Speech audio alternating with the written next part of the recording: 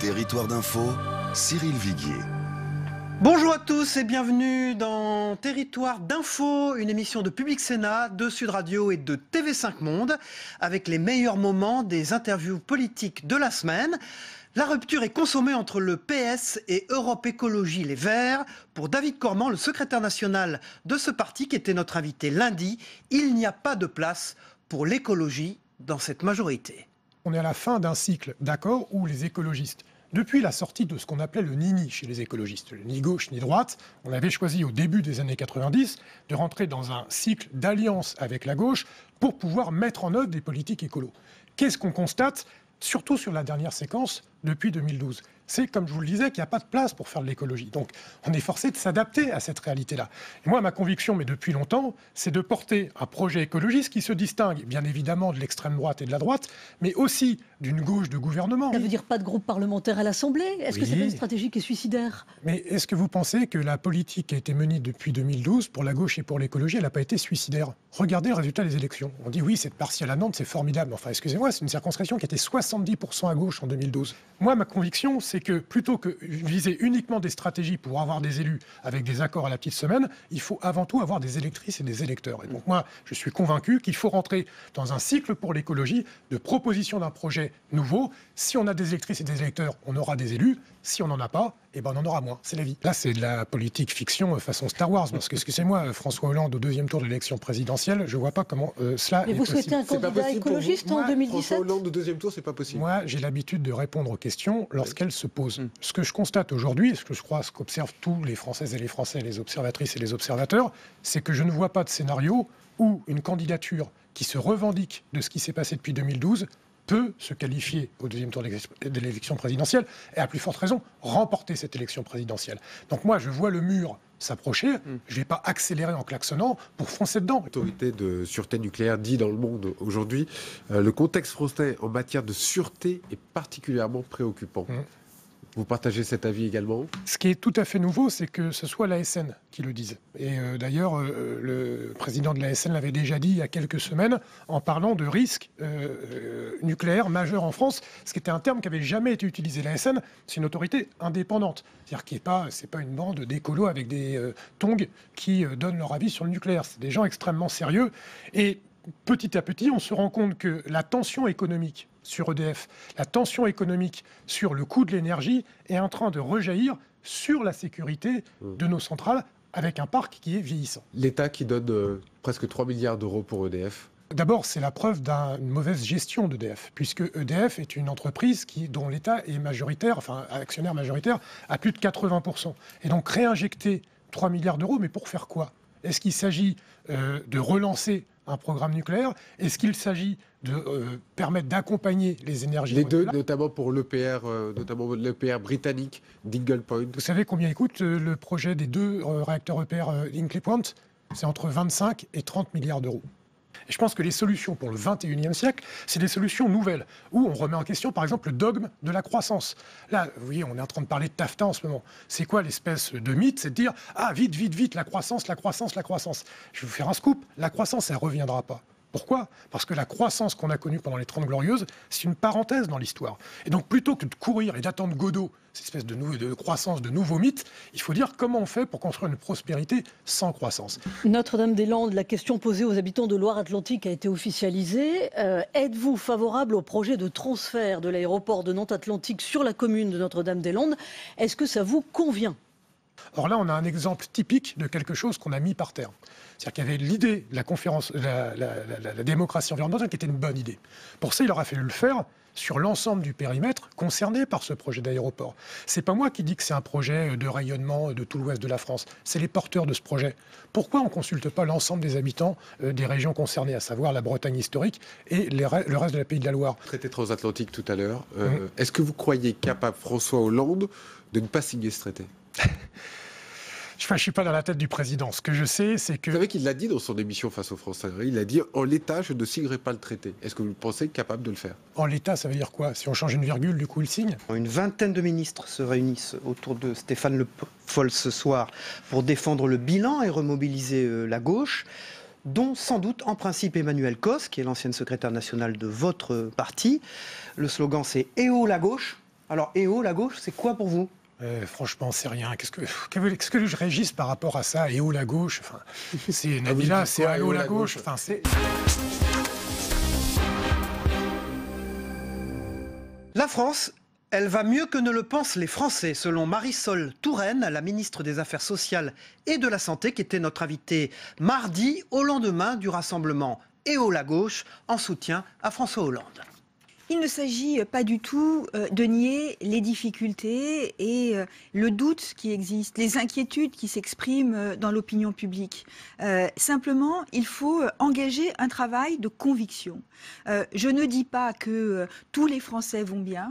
À l'évidence, il y a des Français qui ne vont pas aussi bien qu'on le voudrait, mais la France, elle, va mieux que ne le pensent les Français. Il y a évidemment trop de gens en situation de pauvreté, mais il y en a moins qu'en Allemagne, moins qu'en Angleterre, moins que dans la plupart des pays européens. C'est ça la réunion d'hier. C'était non pas de prétendre que tout va très bien dans le meilleur des mondes possibles, mais qu'une mobilisation pour montrer ce qui a été fait est nécessaire, et notamment dire à ceux qui nous font un procès en reniement, qui passent leur journée et leur temps à dénigrer l'action du gouvernement en disant que nous aurions renoncé à nos valeurs, que nous aurions renoncé à nos engagements, dire à ceux-là: vous vous trompez, ça n'est pas vrai, et regardez ce qui a été fait avec la mise en place c'était le premier meeting de la campagne présidentielle, clairement. C'est pas un meeting, c'est un moment où on s'arrête pour dire mobilisons-nous. Vous savez, aucune élection ne se gagne sur un bilan, aucune. Je vous donne un exemple,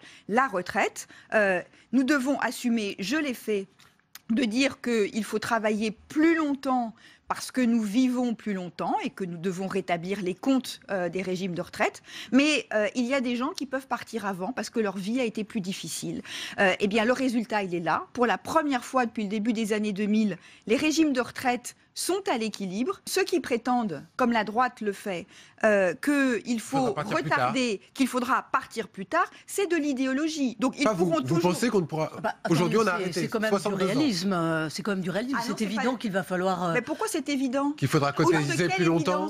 J'insiste là-dessus. Il n'y a aucune raison d'avoir une loi qui demande des efforts supplémentaires.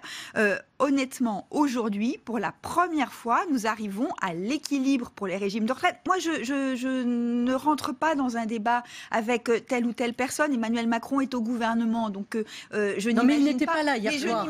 Il n'était pas là hier soir. Faut-il qu'il quitte le gouvernement, franchement? Non, écoutez, tout le gouvernement n'était pas là, et ensuite, nous disons, nous, que nous revendiquons notre bilan.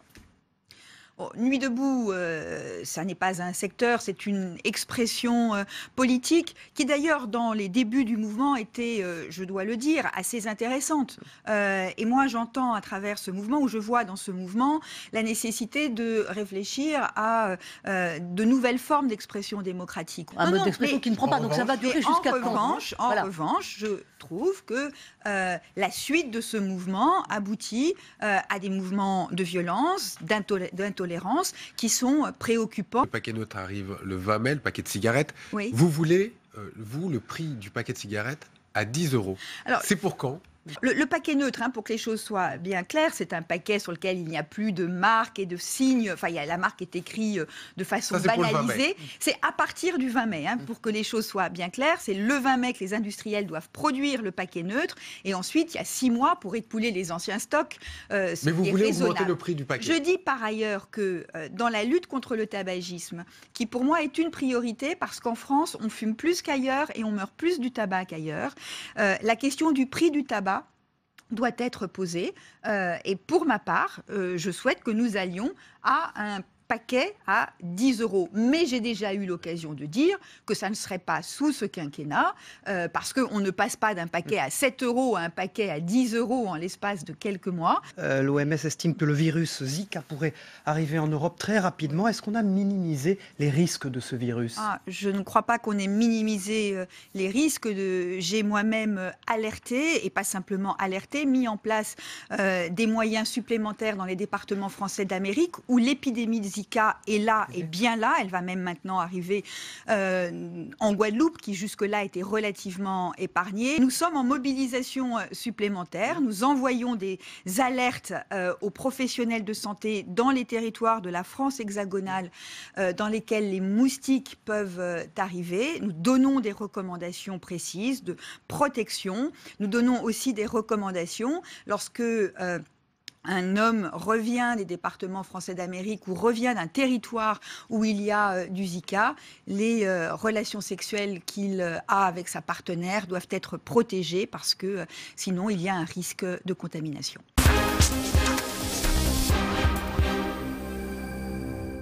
Mercredi, pour Christian Jacob, le président du groupe Les Républicains à l'Assemblée nationale, le rassemblement Nuit debout avec des participants qu'il qualifie de gauchistes en plein état d'urgence, c'est totalement ubuesque. Invraisemblable, c'est-à-dire qu'on en est à interdire des kermesses d'école et on laisse des individus aller frapper, s'opposer aux forces de l'ordre. Les forces de l'ordre pourraient être utilisées ailleurs qu'à gérer une poignée de gauchistes. C'est invraisemblable. Il faut évacuer la place de la République. Oui, c'est invraisemblable. Au nom de quoi une poignée d'individus, de casseurs violents, s'approprie la place de la République. Nicolas Sarkozy s'en prend à Nuit debout. Lors d'un meeting hier, l'ancien président a estimé qu'il s'agissait de gens qui n'avaient rien dans le cerveau. Vous êtes d'accord ? Je pense en tout cas ils n'ont rien à faire là. Et c'est une poignée de casseurs. Est-ce qu'il n'y a pas d'autres endroits dans le cerveau, c'est quand même... écoute, disons que ceux qu'on entend témoigner ne manifestent pas d'un esprit brillantissime. C'est le signe de quoi ? C'est le signe de quoi ? D'un côté, les intermittents... C'est le signe d'un laxisme qu'on laisse faire une poignée d'individus qui vont violents, qui vont provoquer les policiers. Et c'est invraisemblable en moment d'un état d'urgence et dans un état de droit. 60 000 chômeurs de moins en mars, un record. Il a massivement profité aux moins de 25 ans et même fait rare aux plus de 50 ans. Finalement, il avait raison, François Hollande, ça va vraiment mieux ? Écoutez, d'abord, c'est une bonne nouvelle pour les 60 000 personnes qui ont retrouvé du travail. Et je crois que tout le monde doit d'abord se réjouir de cela. Ensuite, sur le reste, vous savez, ça n'efface pas 700 000 chômeurs de plus depuis que François Hollande est président de la République. Si vous rajoutez un petit peu le contrat historique hier des CNS, oui, bien sûr. Ça commence, c'est bien, ça va mieux comme a dit Cyril tout à l'heure. Écoutez, c'est là aussi un contrat dont on se réjouit. Simplement, vous savez comme moi, ces contrats sont toujours très longs. C'est 5 ans à 10 ans de négociation. Et bravo à tous ceux qui ont contribué à la réussite de la signature de ce contrat. C'est pas bravo François Hollande, vous savez comme moi, ça n'est pas un président de la République qui permet d'obtenir cette signature. Les députés ont adopté hier la réforme du Conseil supérieur de la magistrature. Les députés LR ont voté contre. Le chemin du Congrès est ouvert, a dit le ministre de la Justice. C'est le cas ? Ça, c'est de la responsabilité du président de la République. Je pense que ce serait une erreur. Pour notre part, nous sommes opposés à cette réforme pour des raisons... Opposés au Congrès ? Oui, et opposés à cette réforme. Les deux, bien évidemment. Bien entendu, ça va de pair. Mais nous avons une opposition de fond. On transforme le ministre de la Justice en un gentil observateur de la politique judiciaire en France. Donc ça n'est pas Et à l'inverse, il vous répond personnellement en disant que vous voulez caporaliser la justice. Non. On veut simplement... la justice, ça n'est pas un pouvoir, c'est une autorité. L'autorité, elle doit être incarnée. Celui qui incarne la politique judiciaire en France, c'est le garde des Sceaux, ministre de la Justice. Ce que je peux vous dire, c'est que pour ce qui nous concerne, pour les députés républicains, on ne votera pas cette réforme et je crois savoir, je ne vais pas le dire à sa place, mais que mon collègue Bruno Retailleau, président du groupe LR au Sénat, est sur la même position. Donc je ne vois pas comment il y aurait une majorité des 3/5. Voilà. Christian Jacob, l'un des candidats à la primaire de la droite et du centre, qui fait partie de votre famille politique, Geoffroy Didier, dit qu'un petit club veut verrouiller le système. Il est plus simple de se présenter à l'élection présidentielle que d'être candidat à la primaire, dit-il. C'est fort. Oui, c'est un peu n'importe quoi. Écoutez, soyons sérieux. Qu'est-ce qu'il indique ? Il nous explique que parce qu'il faut avoir 20 parlementaires pour soutenir sa candidature, que c'est verrouillé. Il y a presque 400, 370 parlementaires républicains. demande simplement à ce qu'un candidat à la primaire, mais quand je dis on, c'est à l'unanimité du bureau politique, avec tous les candidats d'ailleurs qui sont là autour de la table, nous avons décidé unanimement de dire qu'il fallait le parrainage de 20 parlementaires. Si pour se présenter à la présidence de la République, on n'a pas la capacité d'avoir 20 parlementaires qui nous soutiennent sur 360 ou 370, il faut peut-être s'interroger sur la légitimité et le sérieux de sa candidature. Nicolas Sarkozy qui fait son tour de France, qui a un site web tout neuf, qui a sorti un livre, qui demande à ses soutiens de le parrainer bien qu'il ne soit pas candidat. Non, enfin, écoutez, franchement, il veut nous faire croire encore qu'il n'est pas candidat à la primaire. Mais... Est-ce que c'est pas mentir aux Français que d'être dans ce jeu de rôle? Enfin, bon, je comprends votre impatience, sans doute était légitime, mais au-delà de cela, Nicolas Sarkozy est le président de notre famille politique, il y fait bien son travail. Je crois que tout le monde reconnaît la capacité qui a été la sienne à remettre notre famille en ordre de marche. Il est vraisemblable qu'il annoncera sa candidature, mais c'est à lui de décider à quel moment mais pourquoi il il ne le fait annoncera. pas maintenant? Mais parce qu'aujourd'hui, il est... c'est en tout cas la position qu'il a affichée. Non, aujourd'hui, il est, encore une fois... Vous avez l'air très impatiente. Mais il est président de notre famille politique.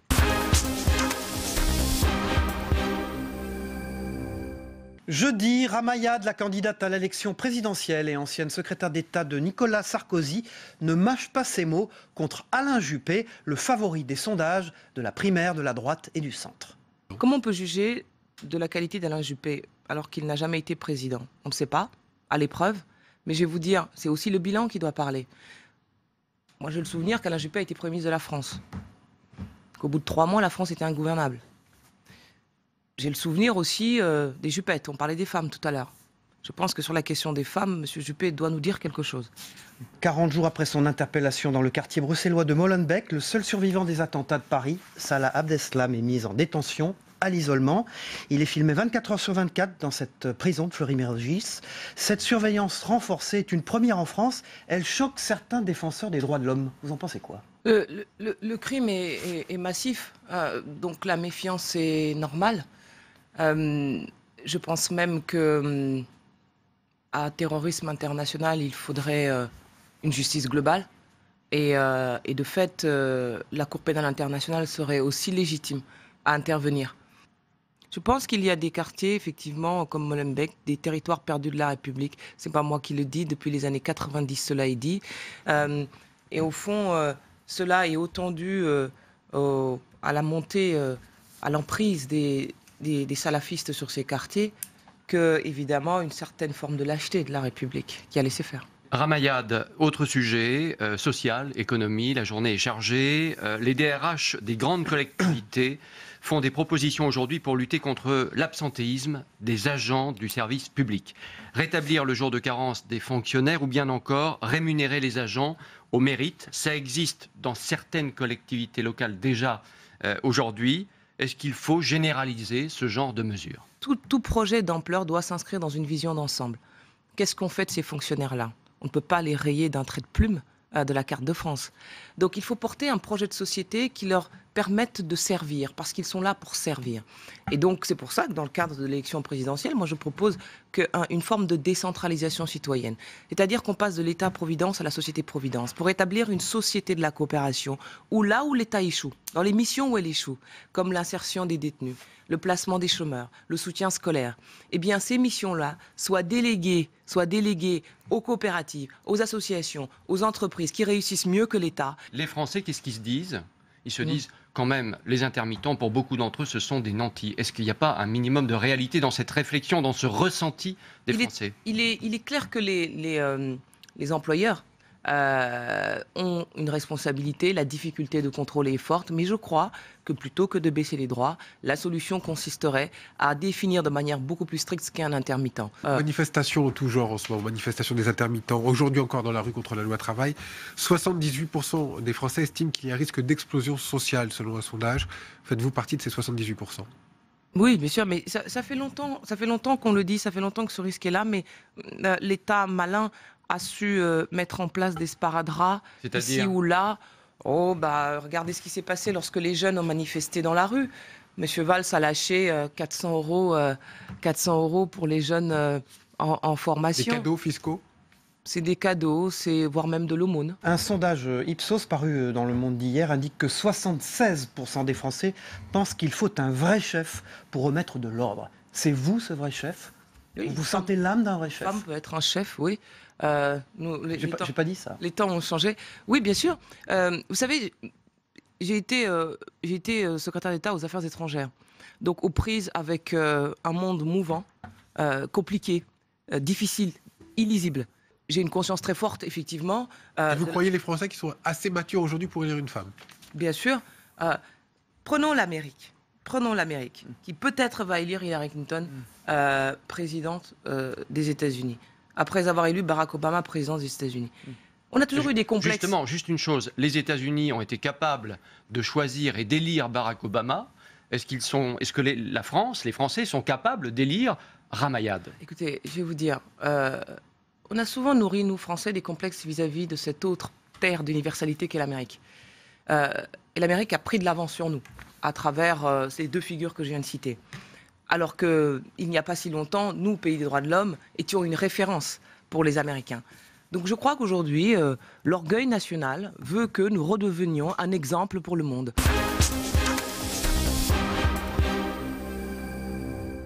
Alignement de bons chiffres avec une croissance plus élevée que prévu. Pour Bruno Le Roux, vendredi, le président du groupe socialiste à l'Assemblée nationale, c'est le signe que décidément, ça va mieux. Ça va mieux. Et quand je reprends cette expression, ce n'est pas pour faire oui, je vois le sourire, mais que dire de plus que cela ? Oui, cela va mieux. Tout simplement parce que les chiffres commencent les uns et les autres à s'entraîner dans la bonne direction. Pas simplement l'un. Michel Sapin, il y a quelques minutes d'ailleurs. Pas simplement l'un d'entre eux. Mais tous les chiffres commencent à être alignés et chacun porte le chiffre de la consommation, porte celui de la croissance, celui de la croissance. Le meilleur consommation des ménages, bien entendu, le meilleur depuis 2004. Donc ça va mieux pour le pays. Je veux maintenant que très vite nous puissions montrer que ça va mieux pour les Français. Toutes les étoiles s'alignent, c'est formidable, les petits oiseaux chantent ce matin, c'est merveilleux.